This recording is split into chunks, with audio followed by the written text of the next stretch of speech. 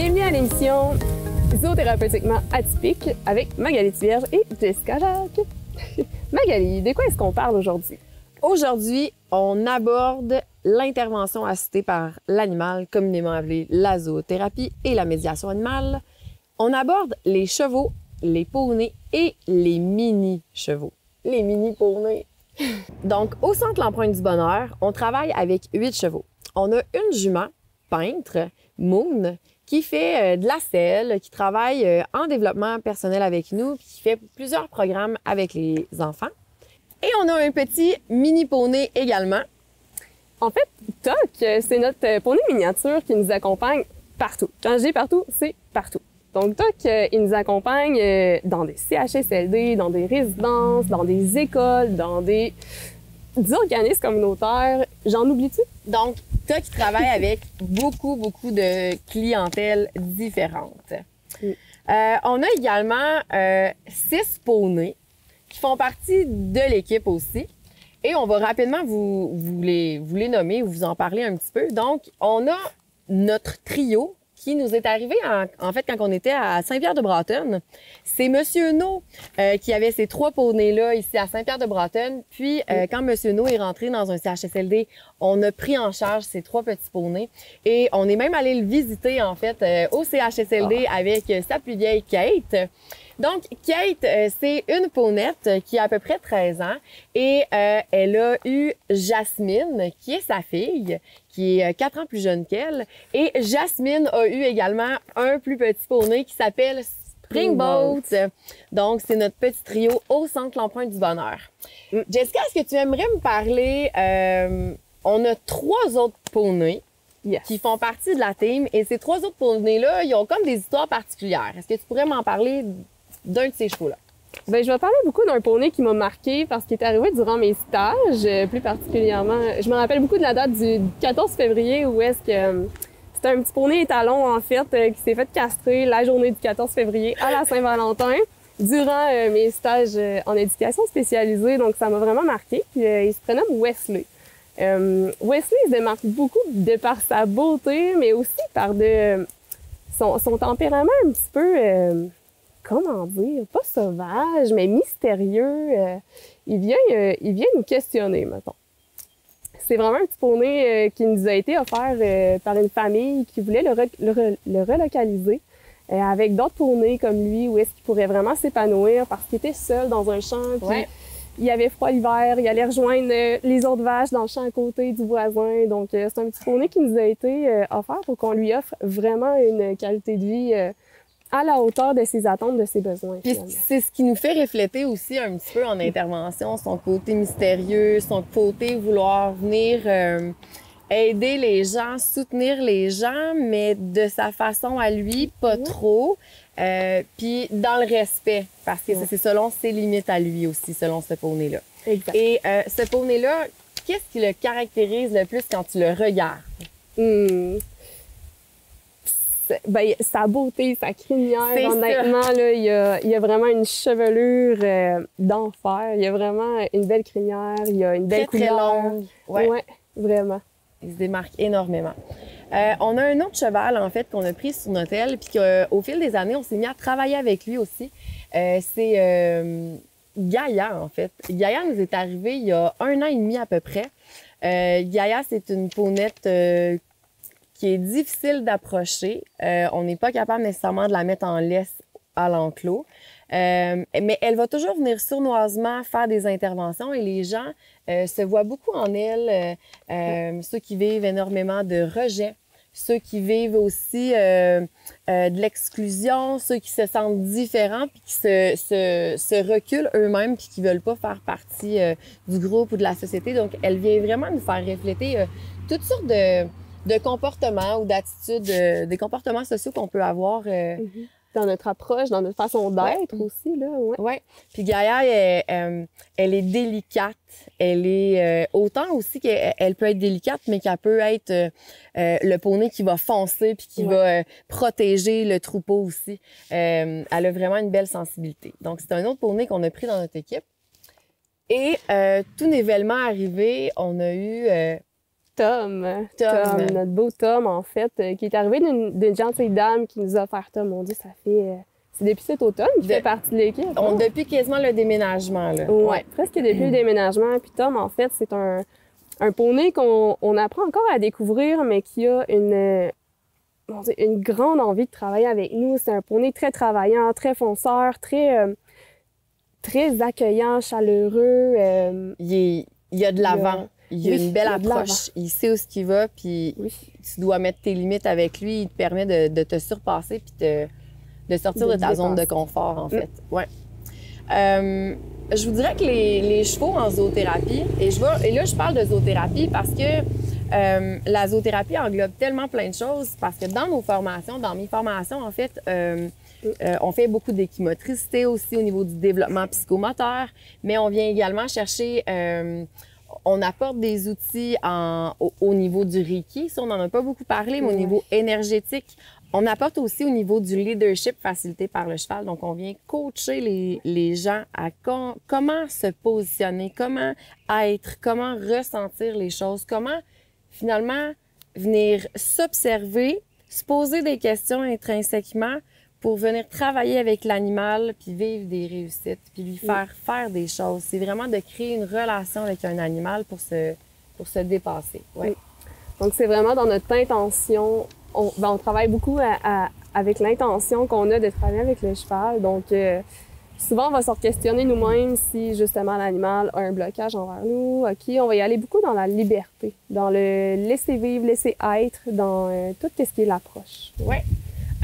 En fait, si on peut parler un petit peu des approches de l'équimotricité. L'équimotricité au niveau du développement psychomoteur, faut savoir que toute personne, quand elle se développe, c'est pas toujours parfait. Donc, le prisme, il va évoluer un petit peu physiquement, un petit peu socialement, un petit peu locomotivement. Donc là, tout se fait. Et ça veut pas dire que tout le monde est parfait toujours dans tout son développement puis la courbe, là. Que tu sois un enfant, que tu sois un adulte, que tu sois un adolescent, c'est pas toujours parfait. Donc, l'animal en équimotricité va vraiment parce que c'est des parcours, en fait, en équimotricité qu'on va créer. C'est des parcours psychomoteurs où est-ce que le cheval et le client, la personne, en fait, va faire le parcours. À travers celui-ci, va peut-être vivre des questionnements, va avoir à faire des choses. Fait qu'on est dans le vivre, dans le ressenti, et c'est ce qui va permettre à la personne de mettre en application ce qu'on lui permet d'apprendre, puis les outils qu'on lui fournit, en fait. En fait, c'est ça.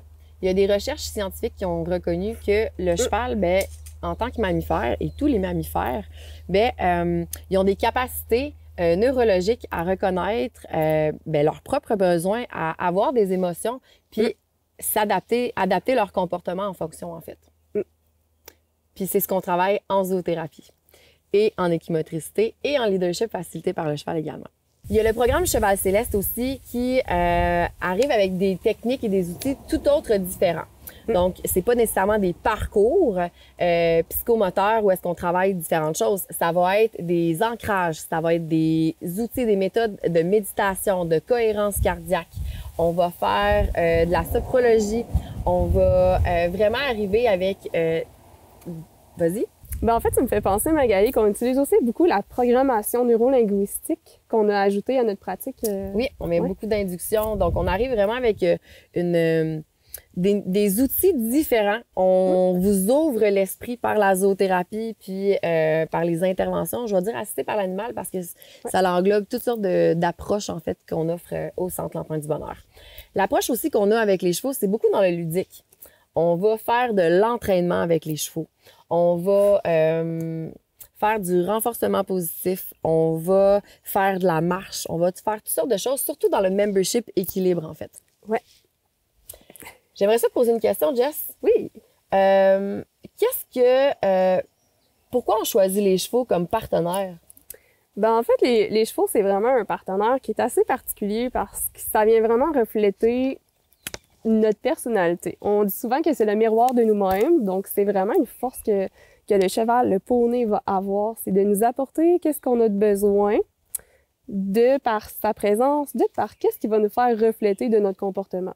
Donc, je parlais beaucoup de notre approche, de notre intention. Donc, selon comment on va approcher l'animal, il va nous répondre d'une façon à nous permettre de nous améliorer, peut-être de nous faire prendre conscience de certaines choses, de certains comportements, de certains discours qu'on a peut-être aussi. Donc, c'est vraiment un partenaire qui est vraiment important dans l'équipe, je dirais. Donc, en faisant une mise en place, parce que quand on travaille avec les chevaux, il faut savoir qu'il y a comme une préparation. Il y a une préparation, que ce soit au niveau du pansage, on va brosser l'animal, on va avoir peut-être un moment d'observation aussi avant d'entrer à l'enclos, où il y a comme toute une mise en place aussi de l'intervention avec le client ou avec le groupe qui est fait. Donc, c'est beaucoup de préparation de notre côté aussi. Le cheval va nous permettre de travailler avec les gens sur la confiance, l'affirmation, le leadership. Il va travailler toutes sortes de choses. Mais on utilise vraiment beaucoup de matériel aussi pour tout ça, là. Vraiment. Qu'est-ce qu'on peut utiliser comme matériel quand on travaille avec les chevaux? Moi, je pense à des cônes, je pense à des ballons, je pense à des bâtons, des balles, puis aussi un renforcement positif, les petites croquettes aux pommes, on aime bien. Donc, on utilise vraiment beaucoup de matériel, autant les brosses, justement, pour le pansage, au niveau du soin. On utilise... le bâton carotte, on utilise aussi les bâtons avec les boules à l'extrémité, où est-ce qu'on travaille en liberté. On utilise beaucoup le licou, on utilise beaucoup les laisses. En zoothérapie, on n'est pas dans la monte à cheval. On a une autre connexion. C'est cette connexion-là, en fait, puis c'est drôle là, qu'on en parle, parce que c'est cette connexion-là qui a fait en sorte que ça a pris vraiment du temps avant que je retourne à cheval, parce que quand mon tournesol est décédé, et beaucoup de personnes le connaissaient, tournesol, mais quand tournesol est décédé, ça a pris 1 an quand même avant que je remonte à cheval, parce que le besoin de monter à cheval n'était plus. C'était l'envie de créer une connexion, une relation, un lien, puis à un point tel que on peut demander au cheval de faire des choses ou qu'il réagisse à des objets ou je prends exemple sur le bâton avec la boule bleue, où est-ce que le cheval va vouloir suivre la boule, va vouloir toucher avec son nez pour avoir une récompense, va vouloir entrer en communication avec nous pour avoir quelque chose. Donc, c'est à partir de ça qu'on va créer cette étincelle-là, puis qu'on va favoriser encore plus d'échanges. On travaille aussi, comme tu disais, avec des ballons, on travaille avec des échelles, on travaille avec des cerceaux. On travaille avec vraiment toutes sortes de choses qui viennent de l'environnement aussi. On est très, les valeurs de l'environnement font partie du centre également. La connexion à la terre. Souvent, en dehors de l'enclos, je vais demander aux participants dans certains programmes avec les chevaux d'enlever leurs souliers, de se connecter à la terre, où on va faire des choses avec les arbres. Mais dans l'enclos des chevaux, ça, c'est tout autre chose vu qu'il y a une question de sécurité aussi. Donc, avec les chevaux, on travaille toutes sortes de choses. On va parfois, avec les chevaux, faire de la cuisine aussi. Oui. Surtout avec les enfants. Ben, même avec les personnes âgées.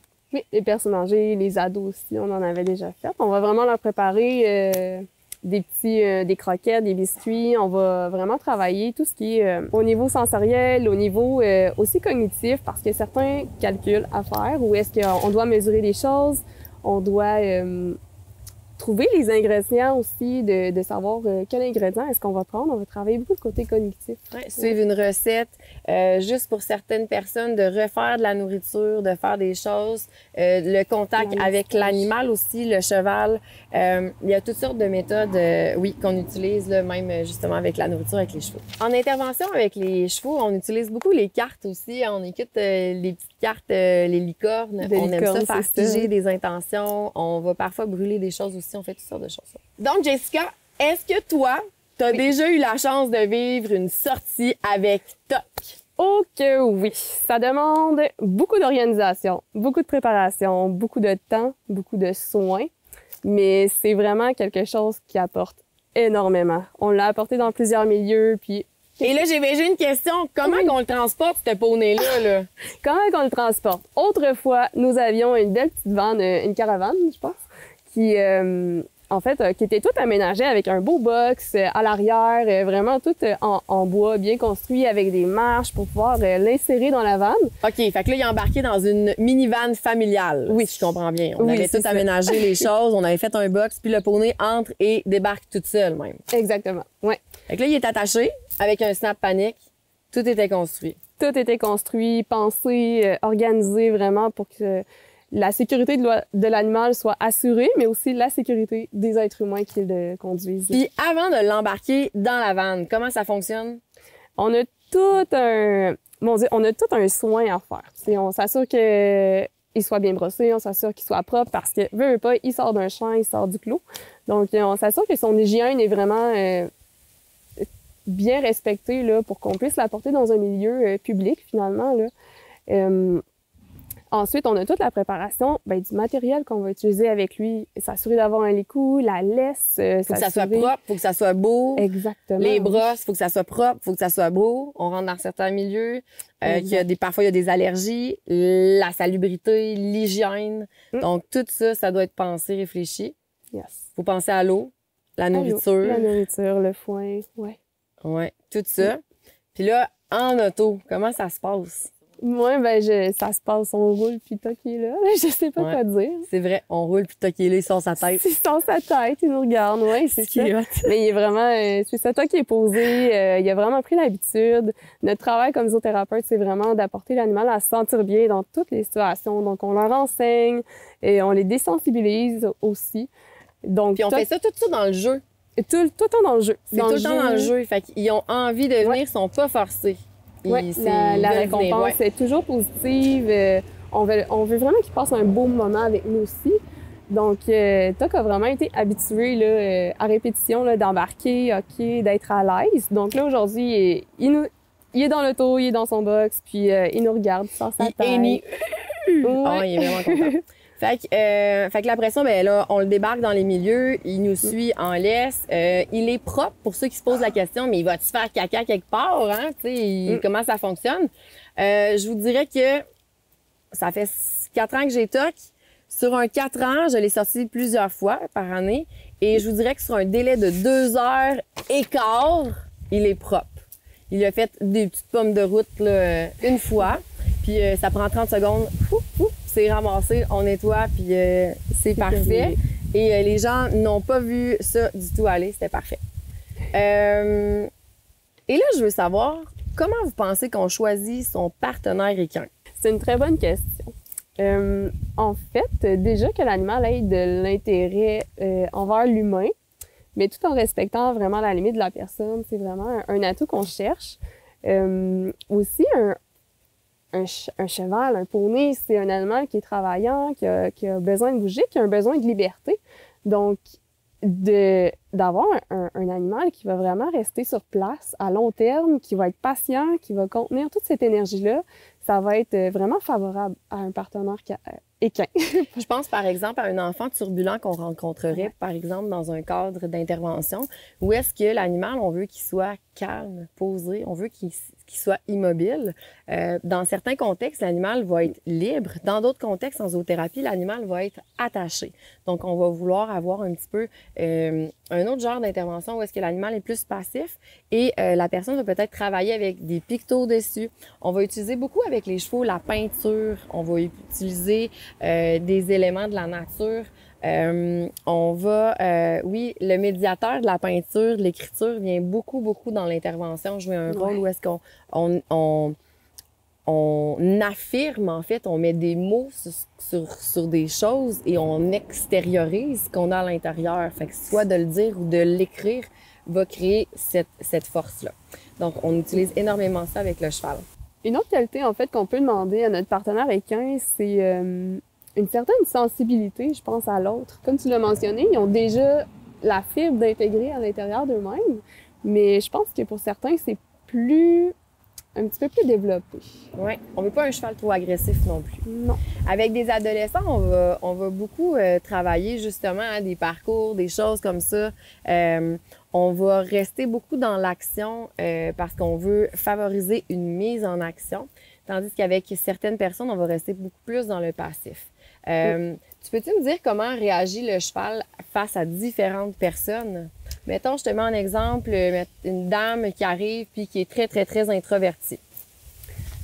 Tout dépendant, là, c'est sûr du contexte, de l'énergie qui va se dérouler, c'est sûr que souvent, c'est les poneys, les chevaux vont aller de l'avant vers la personne pour lui permettre de s'ouvrir, pour lui permettre de savoir qu'il y a un soutien, qu'il y a une présence qui est là pour eux, sans jugement. Simplement une présence rassurante, je dirais. Ouais. Fait qu'on est beaucoup dans l'acceptation, la mettre ses limites, de justement s'affirmer, prendre sa place dans la société. Ouais. On joue beaucoup dans la communication. Le rôle de la communication avec le cheval est très, très, très important parce que le cheval est une proie, en fait, et nous, des prédateurs. Donc, tout dépendant comment on va l'approcher, l'intention, l'émotion qu'on va vivre. Donc, lui, il va se placer en fonction de tout ça.